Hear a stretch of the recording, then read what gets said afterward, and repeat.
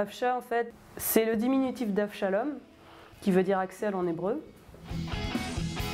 J'ai fait 1 an d'art du spectacle à la fac. Après, je me suis dirigée vers un diplôme de photographie. C'est ce que je voulais faire, travailler dans l'image, travailler dans la vidéo et la photo, les deux. Je voulais pas choisir en fait, j'ai pas envie de me mettre de barrière. J'aime l'image, j'aime tout dans l'image. Je fais une expo parce que j'ai été invitée par Isa et c'est ma première expo. J'ai décidé un petit peu de me greffer sur son thème. Ça a donné une autre vision des combattantes. Moi, c'est plutôt de la peinture numérique, tandis que Isa, c'est vraiment axé uniquement photo, avec un gros travail de graphisme derrière. Pour accentuer l'aspect peinture, je les ai fait imprimer sur des toiles. Ce sont à la base des photos sur lesquelles j'ai peint numériquement. C'est vraiment l'aspect que je voulais donner et ça marche. Les modèles que je trouve en fait sont la plupart du temps des amis. C'est vraiment un coup de cœur. En général, quand je propose à quelqu'un de poser pour moi, c'est parce que j'ai déjà l'image dans la tête.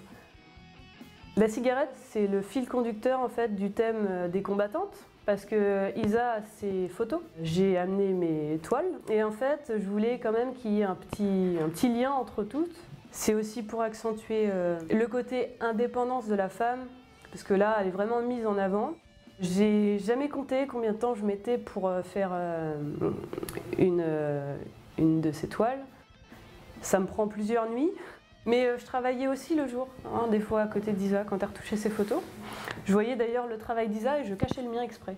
Je voulais aucune influence, que ce soit totalement personnel. Et voilà, ça c'est vraiment ce que j'ai fait et c'est moi qui l'ai fait tout seul, comme un grand. C'est vraiment grâce à Salomé en fait que la peinture numérique s'est déclenchée parce que je voulais pas en partir sur des photos. Je voulais vraiment pas que ça ressemble au travail d'Isa ou que ce soit un petit peu dans le même truc parce que c'est un peu du copier-coller et je voulais quand même qu'on se différencie. Ce que j'ai fait, c'est que j'ai complètement changé de style et que j'ai essayé sur Salomé en fait. J'ai commencé à peindre sur Salomé et je me suis dit « Ah mais ouais c'est cool !» C'est vraiment dans cette direction qu'il faut que j'aille et c'est de là qu'est partie la peinture numérique. Ouais, je suis assez contente de ce que j'ai présenté en si peu de temps, parce que je ne pensais pas avoir des retours aussi positifs.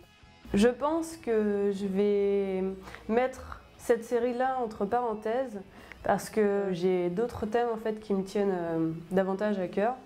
J'aime beaucoup Lewis Carroll, Charles Dodgson, et du coup j'aimerais vraiment faire un thème en fait sur Alice au Pays des Merveilles. Ma façon de voir, je pense un peu...